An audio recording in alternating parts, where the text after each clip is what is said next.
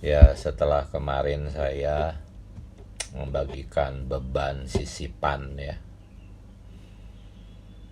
bahwa kita harus bisa mengapresiasi semua kekayaan pelajaran FKKP minggu ini. Kita mengapresiasi dalam sidang pemecahan roti. Ya, dan hari ini saya akan membagikan berita FKKP hari keempat dan juga mencakup yang kemarin ya. Yang hari keempat ini kan garis besarnya 2 Romawi. Kita perlu mengenal Kristus dalam kebangkitannya. Tetapi nanti saya akan menambahkan juga tentang kenaikannya. Ya. Bagaimana dalam kebangkitannya, dalam kenaikannya, ya ada aspek yang berbeda. Ya, Kristus ditetapkan sebagai putra Allah ya dalam kebangkitannya dan kenaikannya. Ya, jadi kita tahu bahwa sebelum inkarnasinya Kristus itu sebagai putra Allah. Sebagai putra Allah itu artinya ya sebagai Allah ya. Sebagai Allah dalam kealahan ya. Sebelum inkarnasinya ya Kristus sudah sebagai putra Allah yang sedemikian, yaitu Allah dalam kealahan. Sebagai putra Allah sebelum inkarnasinya Kristus itu sejajar dengan Bapa dan dengan Roh dalam kealahan. Ya, kekal ada, saling huni dalam Trinitas Ilahi dari kekekalan yang lampau hingga kekekalan yang akan datang. Tetapi ya, putra Allah yang sebelum inkarnasi itu hanya sebagai Allah saja. Sebagai Allah saja yang memiliki keilahian tanpa keinsanian. Nah, kemudian dia berinkarnasi sebagai keturunan Daud. Teks aslinya itu sebagai sperma Daud atau dari sperma Daud, artinya secara daging dia adalah keturunan Daud. Nah, ketika dia menjadi keturunan Daud di dalam daging, ya, ada satu bagian di dalam dirinya, ya, dirinya adalah putra Allah, Allah yang sejajar dalam kealahan, tetapi di dalam diri keturunan Daud ini ada satu bagian yang tidak ada hubungannya dengan keilahian. Ya, bagian itu adalah keinsaniannya, kemanusiaannya. Ketika dia hidup di bumi sebagai keturunan Daud yang bernama Yesus, selama 33,5 tahun itu, bagian keinsaniannya itu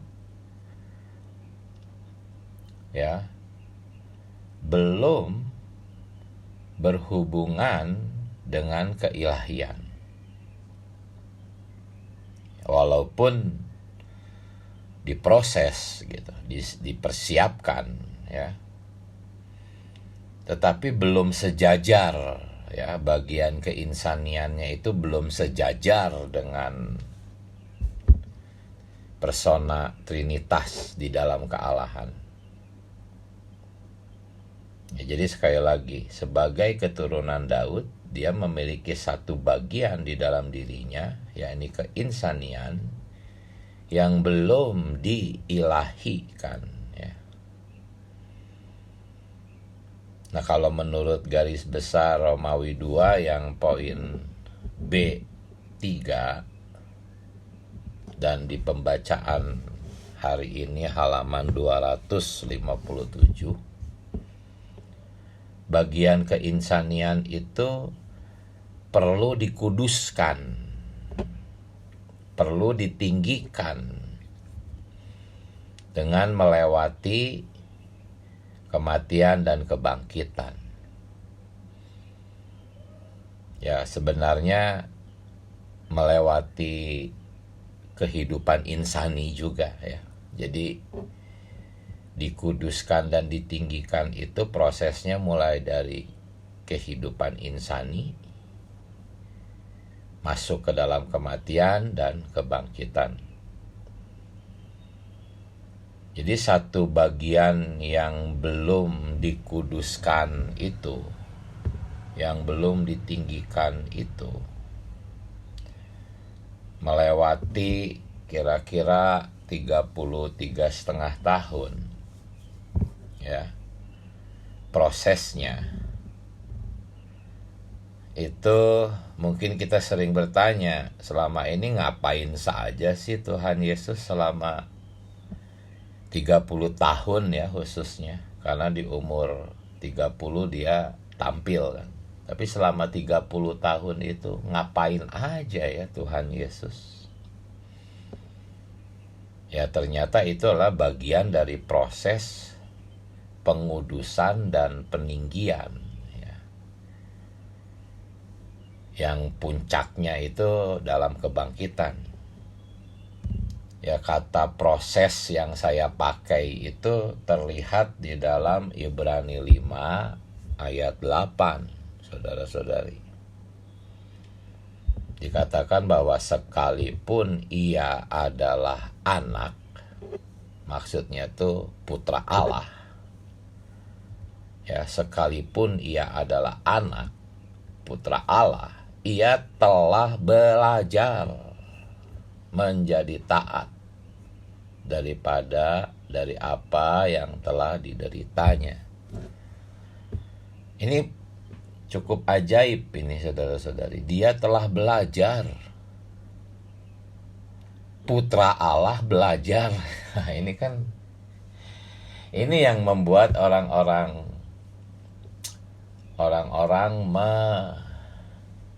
menyerang keilahian Tuhan ya.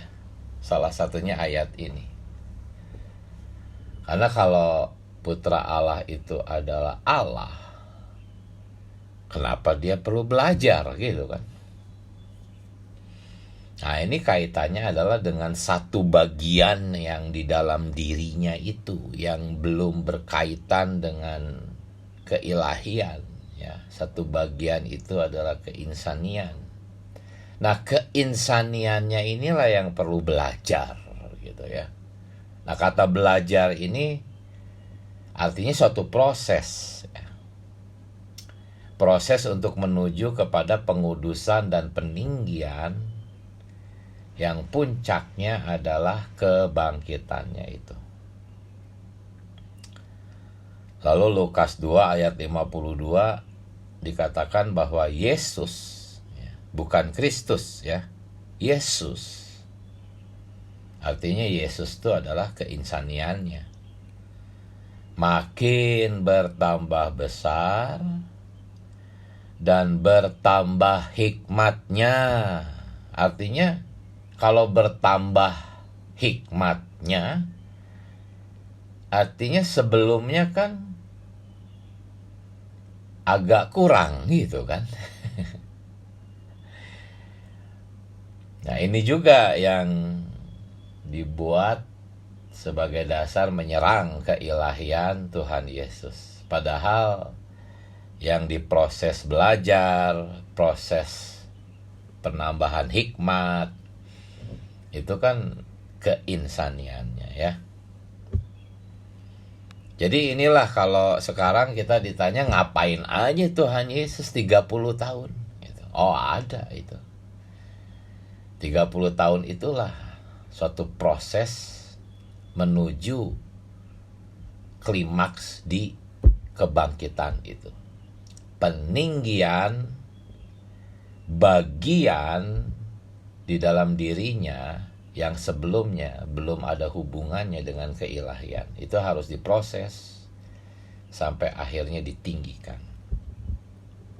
Ya. Itulah 30 tahun Tuhan Yesus di bumi. Kita sekarang bisa paham ya. Nggak usah cari-cari di luar Alkitab lah. Itu Tuhan Yesus ngapain aja sih.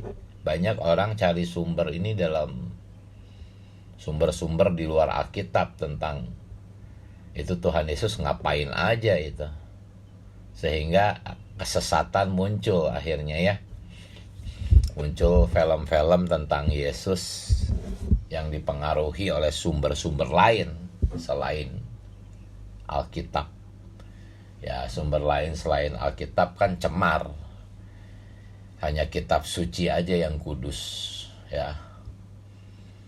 Jadi itulah 30 tahun Tuhan Yesus di bumi. Tetapi walaupun dia belajar, lalu masih perlu penambahan hikmat,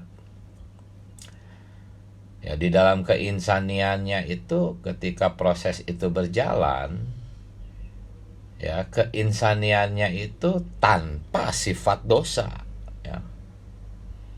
Tidak ada hubungannya dengan dosa. Dia seperti ular tembaga, hanya bentuknya saja serupa, tetapi tanpa bisa ular. Ya. Itu harus jelas ini. Nah, dalam masa 33,5 tahun itu, walaupun ketika dia tampil di umur 30, kematangannya sudah, ya keinsaniannya ya, dalam keinsaniannya dia sudah tampil. Tapi bagi orang-orang Yahudi itu ya dia hanya seorang manusia dari Allah gitu. Seorang nabi terbesar.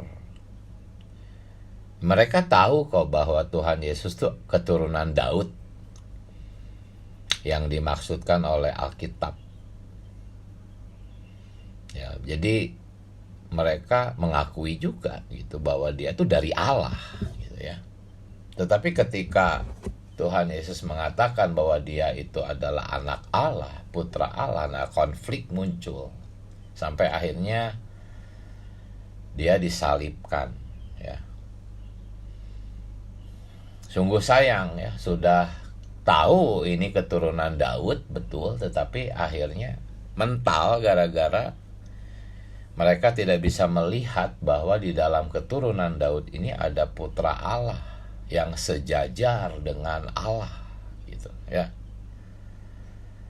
Dan memang tanpa wahyu dari Tuhan Yesus tidak ada seorang pun yang dapat mengenal keilahian Yesus ya.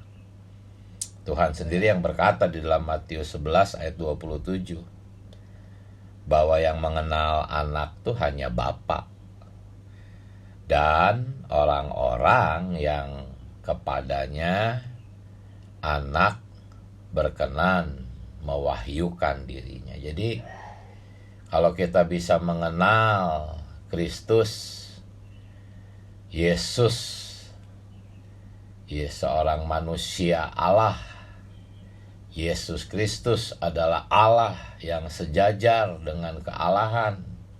Itu bukan karena kita yang mampu, itu semua karena pewahyuan ya.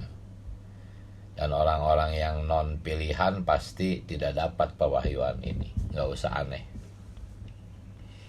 Nah tadi kita doa baca Roma 1 ayat 4, dalam kebangkitannya Yesus dinyatakan sebagai putra Allah. Ya. Tapi sebelum kebangkitannya itu keilahian putra Allah itu tersembunyi, terbungkus oleh daging, ya. Namun ketika dia bangkit, ya, statusnya sebagai putra Allah, yaitu keilahiannya itu, ya, ketika dia bangkit itu dimanifestasikan, ya. Seperti kupu-kupu keluar dari kepompong gitu, ya, dinyatakan. Nah, inilah kebangkitannya. Jadi secara hayat dan sifat dimanifestasikan, ya, terlihat nyata putra Allah ini. Dan dagingnya saat itu sudah ditinggal di alam maut. Ya, sudah tidak ada lagi daging Tuhan Yesus saat itu. Daging yang menyembunyikan keilahiannya itu. Ketika dia bangkit, benar-benar dia berubah gitu.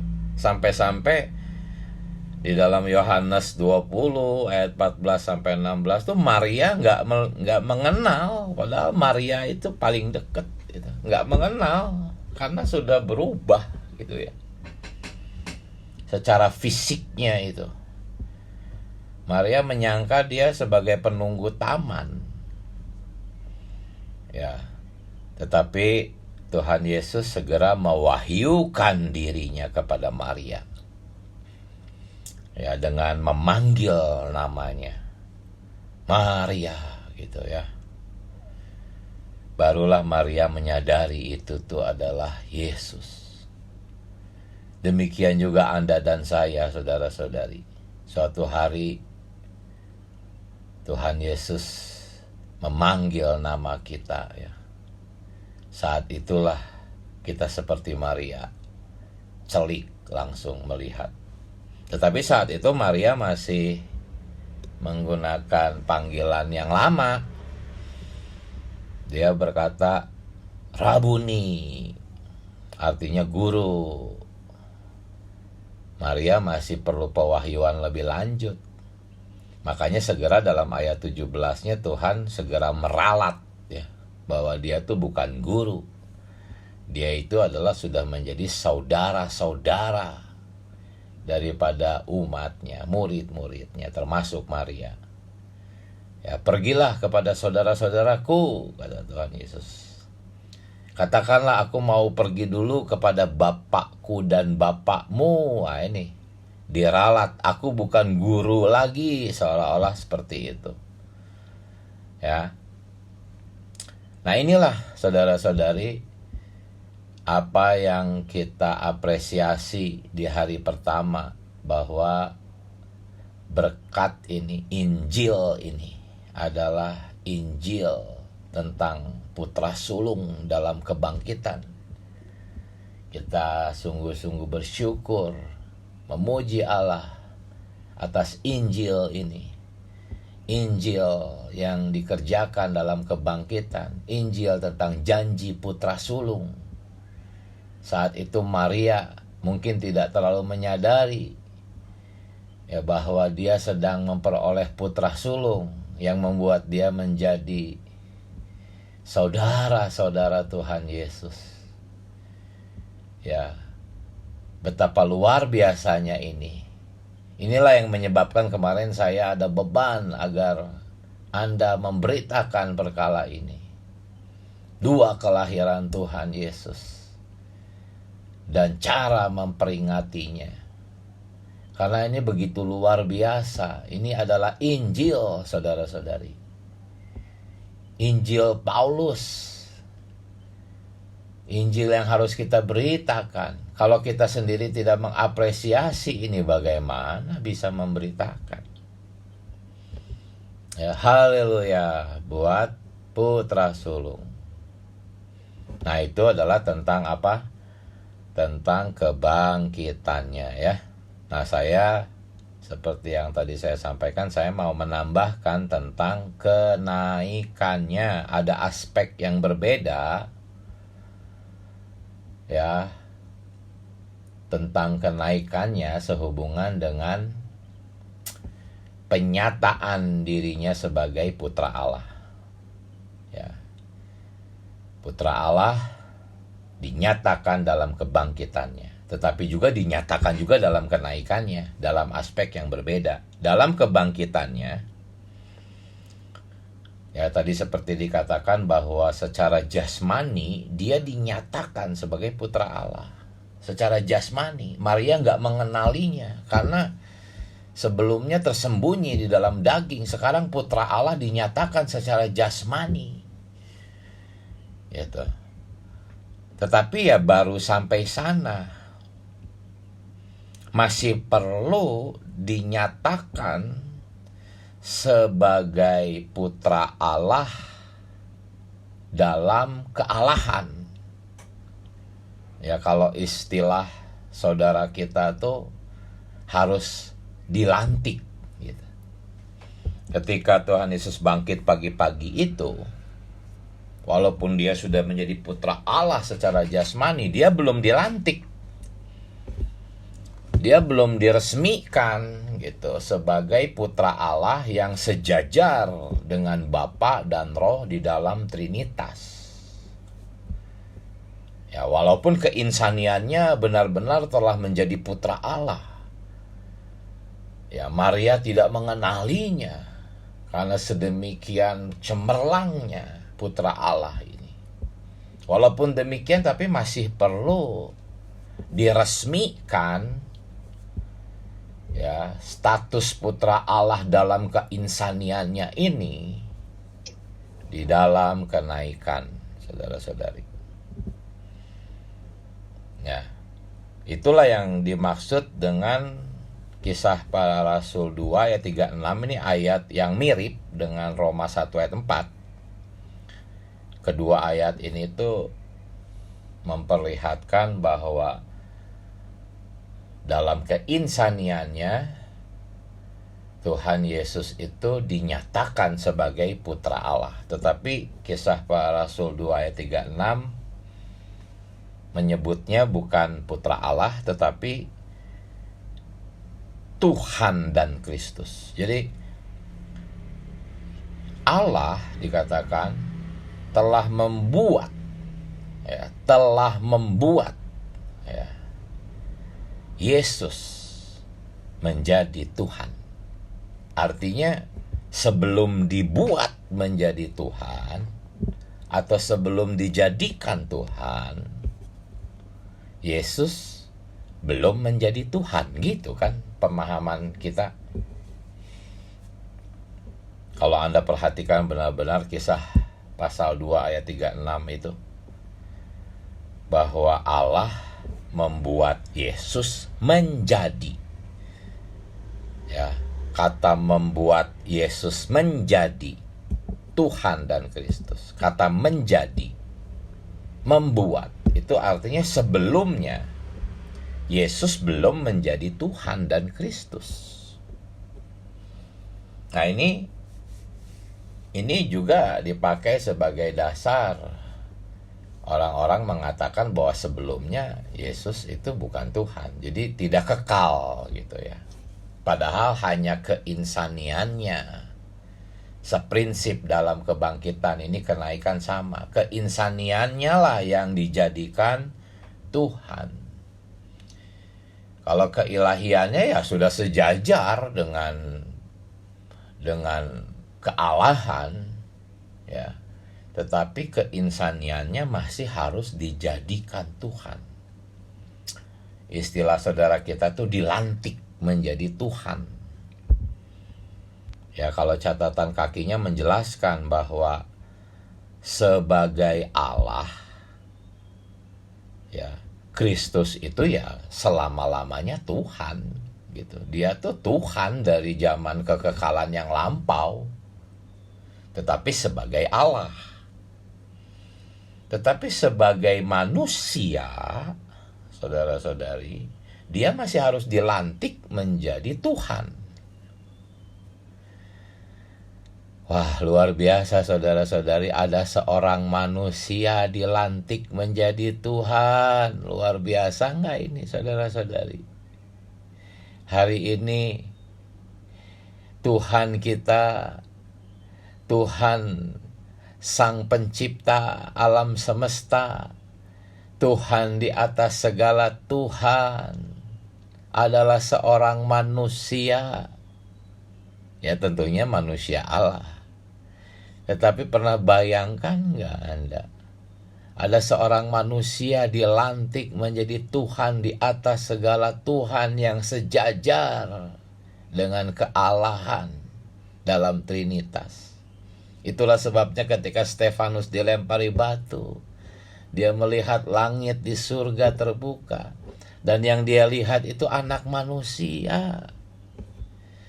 Oh, saudara-saudari, betapa luar biasanya ya berita ini. Nah, inilah saudara-saudari pelantikan. Ya, pelantikan seorang manusia di dalam kenaikannya. Ketika dia baru bangkit, ya dia belum dilantik gitu. Ya. Tetapi secara jasmani dia sudah menjadi putra Allah. Tetapi belum dilantik, masih perlu kenaikannya. Ya. Jadi yang harus kita sadari adalah kenaikannya ke surga itu bukan hanya sebagai Allah saja. Ya, kebanyakan orang Kristen yang seperti saya sampaikan di hari pertama dan kedua, kenaikannya itu ya udah Allah kembali lagi menjadi Allah. Yesus kembali lagi menjadi Allah. Tidak. Keinsaniannya tetap melekat padanya ketika dia naik ke surga. Keinsaniannya yang tetap melekat padanya inilah yang dilantik menjadi Tuhan. Ya. Mungkin ada yang berkata, di dalam Alkitab nggak ada itu. Namanya pelantikan Yesus menjadi Tuhan. Mungkin ada yang berpikir seperti itu. Ya, sama seperti Allah Tritunggal kan gak ada di dalam Alkitab. Ya. Alkitab tidak mencatat teks Allah Tritunggal, tetapi fakta Allah Tritunggal itu ada di dalam Alkitab. Demikian juga pelantikan Tuhan Yesus. Itu nggak ada tercatat, tetapi faktanya ada. Jadi dalam pemulihan Tuhan kita jangan dangkal membaca Alkitab. Jangan hanya yang di permukaan saja. Jangan hanya yang tertulis saja. Masuk lebih dalam. Ya. Jadi sebagai Allah, Kristus nggak perlu dilantik, orang dia sudah Allah dari kekekalan yang lampau. Tetapi sebagai manusia, itu perlu dilantik, saudara-saudari. Menjadi Tuhan. Ya. Keinsaniannya itu tetap melekat padanya ketika dia naik ke atas surga. Dan keinsaniannya ini perlu diresmikan menjadi Tuhan yang sejajar dengan kealahan. Kita dijadikan Allah hanya dalam hayat dan sifat. Kita ini adalah insan-insan.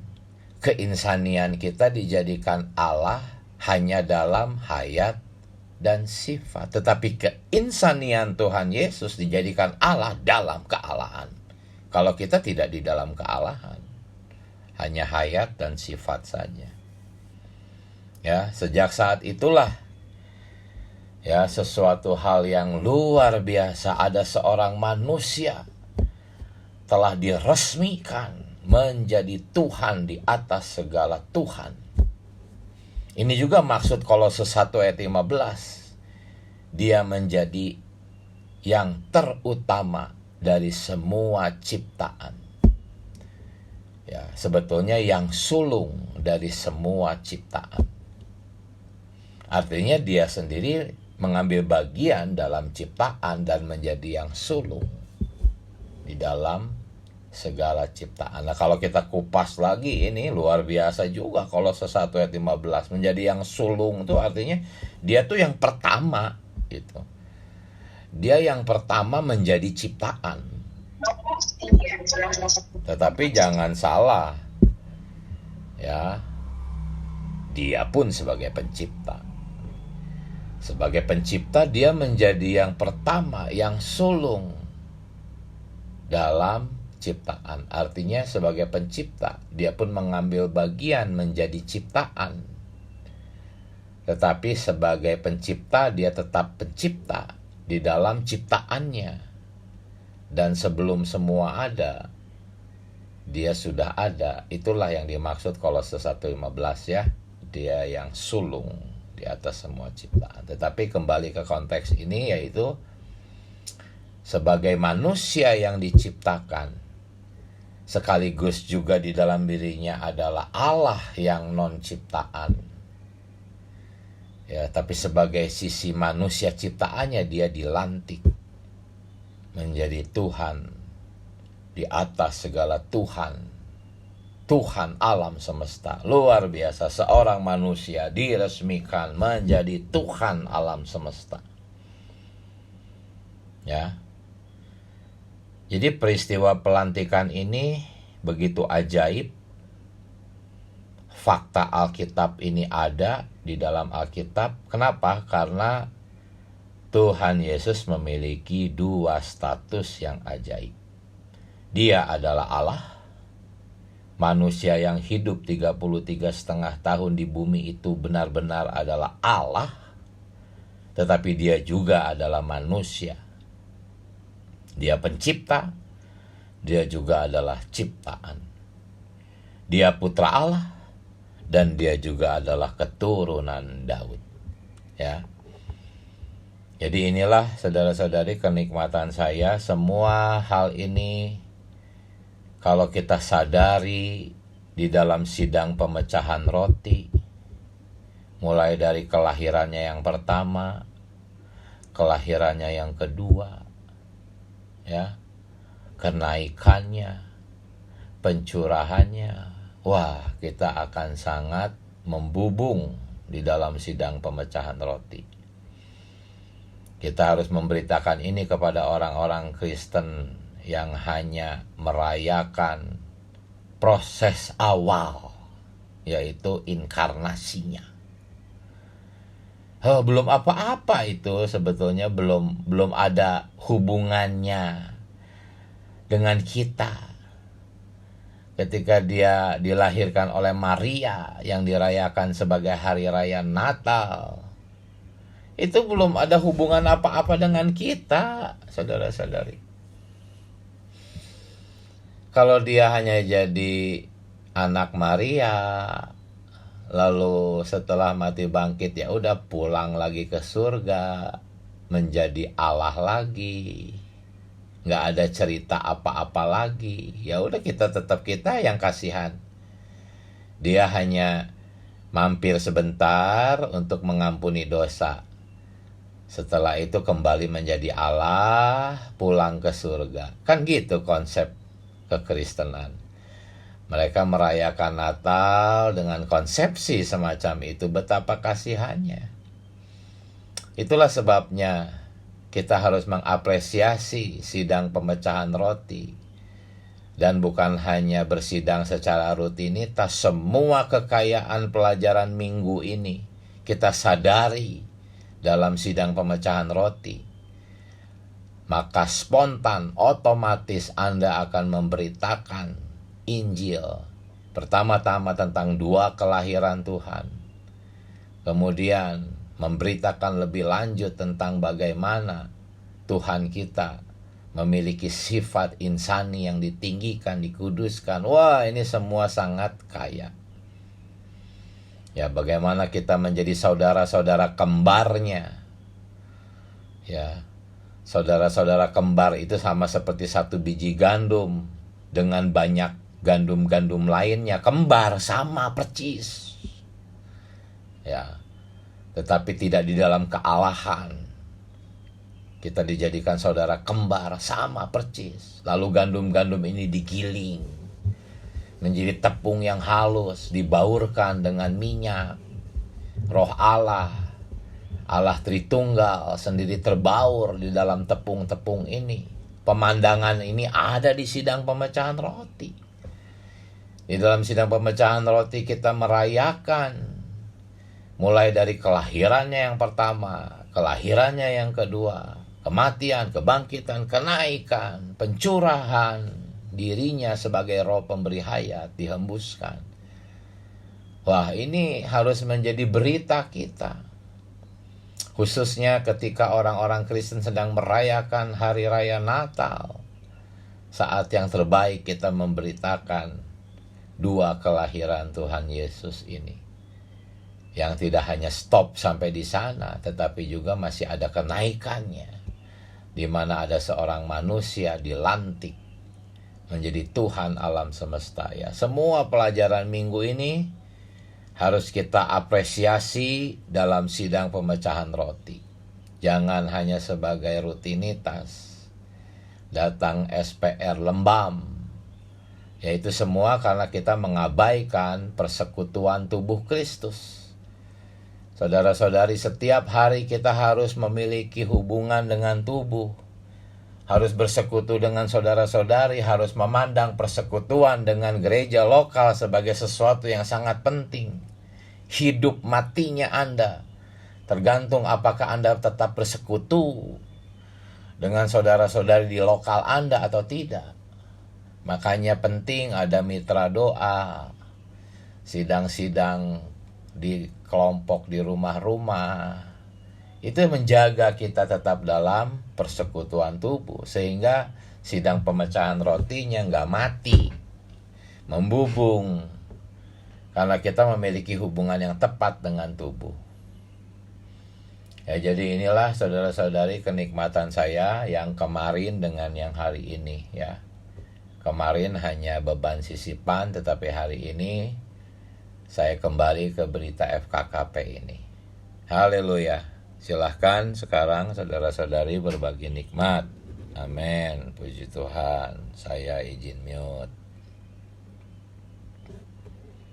Amin. Puji Tuhan. Oh, Tuhan Yesus, saudara-saudari, silahkan saudara-saudari sharing tentang berita yang telah disampaikan saudara kita, saudara Diki. Amin. Ada saudara Agus. Amin. Ada saudari Neng. Amin. Saudari Lani. Amin. Silahkan saudara-saudari yang lain juga. Amin. Merebut waktu yang ada. Amin. Amin. Ya, saya terkesan ya dengan berita pagi hari ini. Apa yang tidak pernah saya dengar dan apa yang tidak pernah saya dapatkan sebelumnya. Tapi puji Tuhan melalui berita pagi hari ini. Ya, saudara-saudari, berita pagi hari ini mengajak kita untuk merenungkan tentang Yesus Kristus sebagai Putra Allah yang sehakikat dengan Allah dalam Trinitas. Dari kekekalan, Ia adalah Allah yang dalam wujud kemanusiaan. Yesus dilahirkan dari keturunan Daud yang menunjukkan bahwa Ia sepenuhnya manusia dan sepenuhnya adalah Allah. Ya, selama 33,5 tahun di dunia, Yesus mengalami proses pertumbuhan dan pembelajaran. Ini menunjukkan kepada kita bahwa meskipun tidak berdosa, Ia tetap menghidupi pengalaman manusia dengan semua realitasnya. Kita sering bertanya-tanya mengenai periode 33,5 tahun hidup Yesus yang tidak banyak dicatat di dalam Alkitab. Namun proses tersebut adalah bagian dari pembentukan karakter dan hikmat Tuhan. Dalam Ibrani 5 ayat 8 ya, kita diberitahu bahwa sekalipun ia adalah anak, Yesus belajar taat dari apa yang dideritanya. Hal ini merupakan pengingat bagi kita bahwa proses dan belajar adalah bagian penting dari hidup kita sebagai manusia, bahkan untuk Sang Juru Selamat. Ketika Yesus bangkit dari kematian, dia memanifestasikan keilahinya ya, menampilkan dirinya sebagai putra Allah yang sejati. Dalam kebangkitan dan kenaikannya, ia dinyatakan sebagai Tuhan dan Kristus, yaitu status yang dimilikinya dari kekekalan, namun juga didapatkan dalam kemanusiaannya. Di sini kita melihat transisi yang luar biasa dari seorang manusia biasa yang dilahirkan menjadi Tuhan yang berkuasa di atas segala sesuatu. Tuhan Yesus, Tuhan ya. Dari berita pagi hari ini, saya mendapatkan rema adalah pengertian tentang identitas Yesus sebagai Allah dan manusia. Proses yang dilaluinya dalam menjalin hubungan dengan umat manusia dan pengorbanannya untuk kita adalah bukti cintanya, kasihnya yang besar. Dan seharusnya kita merenungkan ajarannya dan mengapresiasi kebangkitannya yang memberikan kita harapan dan hidup baru. Puji nama Tuhan. Amin. Amin. Terima kasih Saudara Agus. Amin. Silakan saudara-saudari yang lain. Amin. Tuhan Yesus. Amin.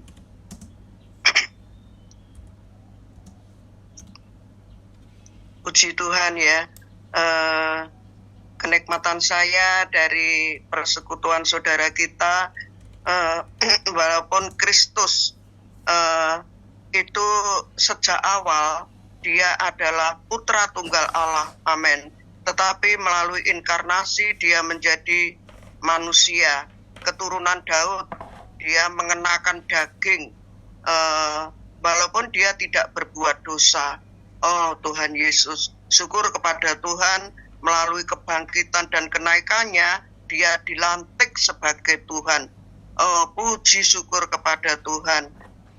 Saya merasa saya menjadi orang-orang yang mendapat bagian di dalam Kristus ini melalui kebangkitannya. Oh Tuhan Yesus, saya juga mendapat bagian sebagai putra-putra Allah. Amin. Sebagai orang yang memiliki sifat insani dan sifat ilahi. Syukur kepada Tuhan. Ini semua saya peroleh melalui kebangkitan Kristus. Dan pada saat kebangkitannya, saya, amin, kita semua menjadi orang-orang sebagai putra-putra Allah. Amin. Oh Tuhan, tetapi putra tunggalnya tetap adalah Tuhan Yesus Kristus. Amin. Dia sebagai Allah yang sejati. Amin. Syukur kepada Tuhan, mulia bagi Tuhan. Silakan saudara-saudari sambung. Amin. Silakan Saudari Neng, Saudari Lani. Amin. Amin. Puji Tuhan ya. Saya menikmati berita pagi ini juga saya mendapatkan terang ya. Tadi dikatakan kita perlu mengapresiasi sidang pemecahan roti ya. Melalui tadi yang disampaikan saudara Diki tadi juga sungguh terang ya bagaimana kelahiran Tuhan, yang ada dua kelahiran ya, yang berita kemarin yang yaitu dari yang dia dikandung di rahim Maria, dan yang kedua adalah kebangkitannya yang menjadikan dia yang sulung ya. Kita adalah saudara-saudaranya. Nah ini yang menjamah saya pagi ini ya. Tadi dikatakan kita dijadikan saudara-saudaranya, yaitu kembar ya, tetapi bukan dalam kealahan ya, yaitu dalam ayat dan sifat.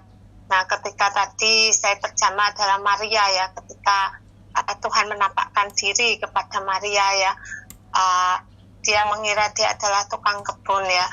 Lalu Tuhan pun juga memanggil namanya. Nah, hari ini Tuhan pun juga mewahyukannya kepada kita ya, termasuk saya ya, dia memanggil nama kita.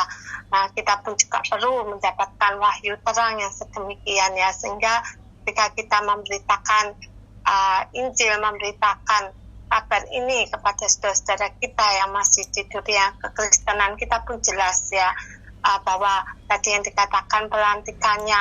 Nah, ini pun juga perlu kita mengapresiasi sidang pemecahan roti ya. Puji Tuhan ya, saya sangat terjamah dan menikmati berita pagi ini. Itu yang saya nikmati, mungkin bisa disambung. Amin. Amin. Silahkan saudara-saudari sambung. Amin. Hemat waktu. Amin. Masih 10 menit. Boleh 3 saudara-saudari.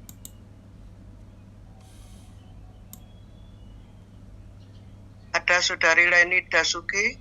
Silahkan, ada saudari Marta. Amin.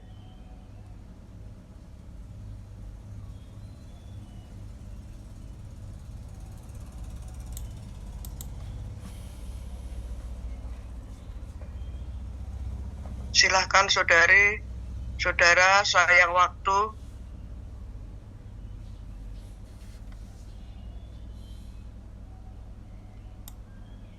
Oh Tuhan Yesus.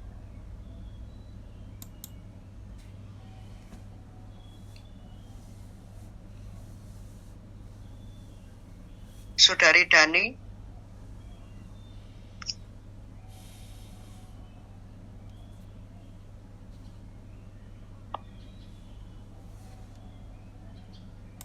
Kita pasti sangat bersyukur ya untuk berita hari ini. Tuhan kita itu luar biasa dalam hikmatnya ya. Bahwa sekian lama Tuhan itu mempersiapkan keinsaniannya untuk dialahkan. Oh, biasa. Hari ini pasti kalau kita tidak dalam hidup gereja, tidak di dalam keesaan, kita tidak akan pernah bisa rasanya ya melihat perkara ini, karena melihat berita-berita di kekristenan itu begitu dangkal. Saya bersyukur ya atas kesempatan untuk mendapatkan berita ini melalui FKKP dan pemberitaan saudara-saudari. Tuhan mempersiapkan manusianya untuk dituhankan. Ini yang kita peringati ya, ketika Tuhan melalui proses berinkarnasi, mati, bangkit. Itulah proses yang Tuhan sedang siapkan untuk kita itu bisa, Tuhan sendiri itu bisa di dalam ketuhanan, dalam keinsanan menjadi Tuhan. Hari ini juga ya, saya melihat bahwa Tuhan itu sedang memproses jiwa saya ya, untuk mempunyai sifatnya ya. Ini perlu kerjasama saya untuk menikmati Tuhan, untuk melatih roh, untuk tinggal di dalam roh. Karena melalui proses-proses ini, semakin diri Tuhan itu tersusun. Tuhan menjadi penjara saya. Jika Tuhan menjadi penjara saya, karena mau bicara apa ya harus bersama dengan Tuhan, melakukan apa juga bersama Tuhan. Ini adalah latihan seumur hidup ya. Dan closing-nya ya pasti akan bisa tersusun di dalam hidup gereja. Di kekristenan begitu ada gesekan sedikit langsung terpecah. Tapi ini berarti nggak bisa mempunyai sifat Tuhan ya tersusun di dalam kita. Justru gesekan-gesekan itu untuk membuat kita itu di dalam penjara kita adalah Kristus itu sendiri ya. Di Tuhan dan kita bisa mempunyai sifat Allah ya. Tuhan sudah ada, tapi sifat Tuhan ini perlu digarapkan ke dalam kita, sehingga kita sehayat dan sesifat dengan Tuhan. Tuhannya hanya satu, yaitu Tuhan Yesus, tetapi kita adalah saudara-saudaranya. Puji Tuhan atas berita hari ini.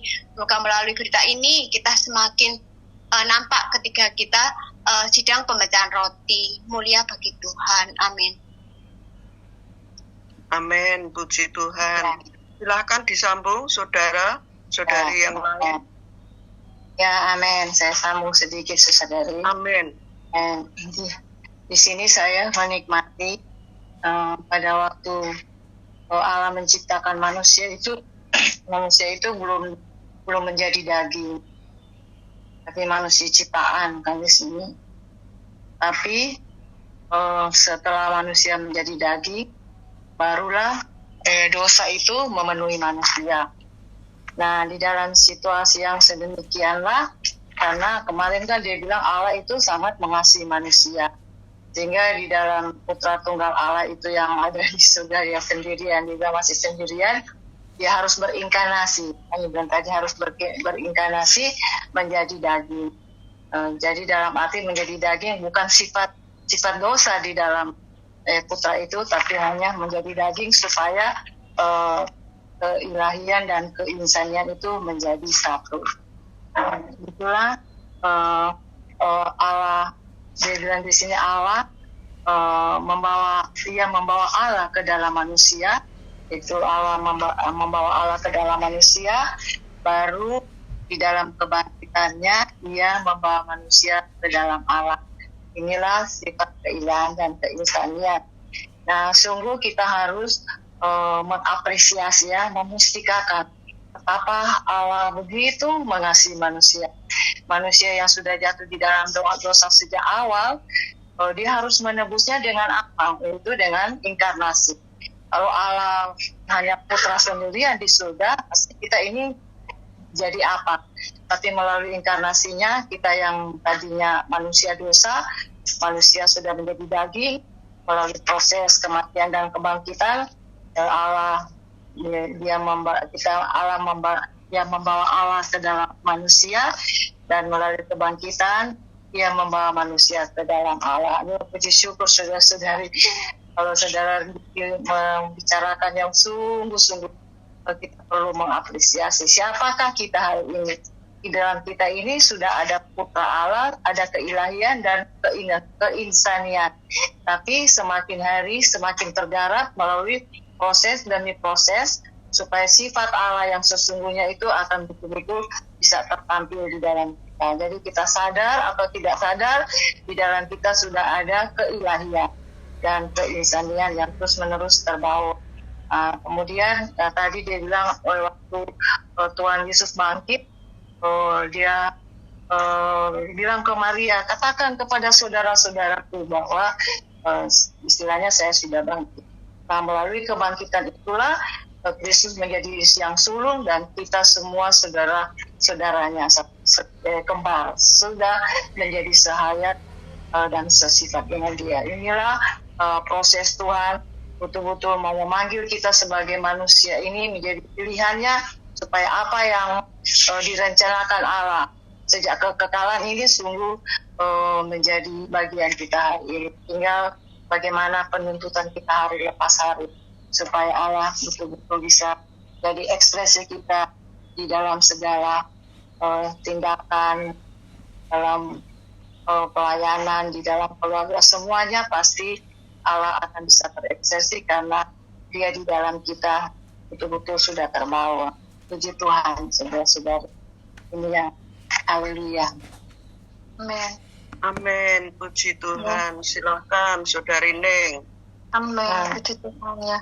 Oh Tuhan, saya sangat terkesan ya dengan persekutuan Saudara Diki selama 33,5 tahun. Itu Tuhan memulai ministry dunia untuk penebusannya. Tetapi sebelum itu apa yang dia lakukan? Tidak tercatat dalam Alkitab ya, apa yang dia lakukannya. Selain kelahirannya, kemudian ya ada si peristiwa Tuhan Yesus pergi ke bukti, kemudian dia hilang ya, dicari umur 12 tahun ya, itu ya. Itu juga pun menunjukkan bahwa sifat insaninya yang tunduk kepada orang tua secara alamiah ya. juga dia sudah mewahyukan bahwa itu rumah Bapakku gitu loh, rumah Bapakku, baik itu aku harus tinggal di sana, seperti itu saja ya.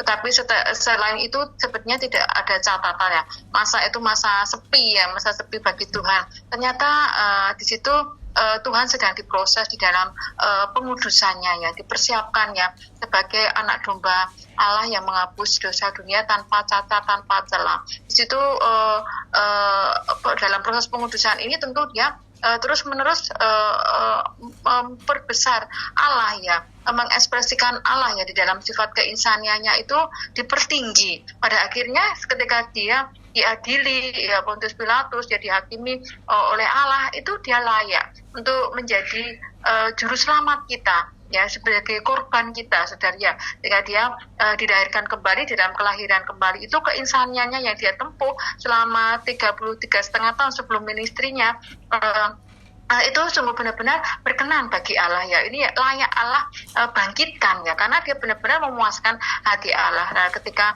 dia sudah dibangkitkan, saudaranya, dia menjadi roh pemberi haya di dalam kita. Dia dibangkitkan menjadi putra sulung ya, untuk supaya dia bisa masuk ke dalam kita. Keinsaniannya sudah dipertinggi, dilahirkan oleh Allah kembali di dalam roh ya. Dan itulah yang menjadikan kita hari ini dilahirkan kembali menjadi anak-anak Allah, memiliki hayat dan sifat Allah. Oh Tuhan Yesus ya, mengingat ini saudara ya, kita dalam menempuh kehidupan kekristenan kita akan lebih sentosa ya saudara. Kita mengetahui bahwa dosa kita sudah diampuni di atas kayu salib ya, dan kita melalui dia mati bangkit ya, dia menjadi roh pemberi haya di dalam kita yang memimpin kehidupan kita sehari-hari, semakin menyerupakan kita dengan dirinya. Ini membawa kita itu dalam sidang pemecahan roti khususnya ya, itu memiliki sikap yang apresiasi tinggi terhadap Tuhan ya. Oh Tuhan Yesus, mengingat keselamatan Tuhan saja di dalam sidang pemecahan roti itu sudah kaya limpah ya, atas kehidupan insaninya ya, atas inkarnasinya. Oh Tuhan Yesus, atas kenaikan kebangkitannya dan jadi roh pemberi haya di dalam kita hari ini yang melahirkan gereja, itu akan menjadi apresiasi yang limpah di dalam setiap sidang-sidangnya. Apalagi kita setiap hari ya menikmati Tuhan, mengalami Tuhan, diproses di dalam kekudusan juga ya, sama seperti yang ditempuh Tuhan. Oh Tuhan, ini adalah berkat kita selama kita menempuh kehidupan di bumi, dan ini bisa kita pamerkan ya, pamerkan secara secara universal ya, ketika umat Allah ya, kita semuanya di dalam pemulihan Tuhan memecahkan roti bersama-sama setiap hari Minggu. Amin. Puji Tuhan, mulia bagi Tuhan. Amin. Terima kasih Saudari Ning. Amin. Saudara-saudari, waktunya sudah cukup. Marilah kita berdoa. Amin. Tuhan Yesus. Amin. Tuhan, terima kasih. Kami memuji Dikau, kami mengucap syukur kepadamu. Tuhan, karena melalui inkarnasi-Mu, kematianmu, kebangkitanmu, kami semua orang-orang yang telah jatuh Tuhan mendapat keselamatan. Oh Tuhan Yesus, tidak saja itu, kami beroleh bagian menjadi putra-putra Allah. Kami mengucap syukur kepadamu Tuhan. Oh Tuhan, segala sesuatu, oh Tuhan, telah Dikau rampungkan untuk mendapatkan kami. Oh, agar kami hidup di hadapan Allah sesuai dengan kehendak-Nya. Oh Tuhan, kami boleh bersandar kepadamu. Terima kasih Tuhan. Amin. Amin. Terima kasih saudara sekali. Percayaannya. Selamat pagi. Ya. Terima kasih Saudara Diki, terima kasih saudara-saudari, sharingnya. Tuhan memberkati kita semua. Amin. Amin.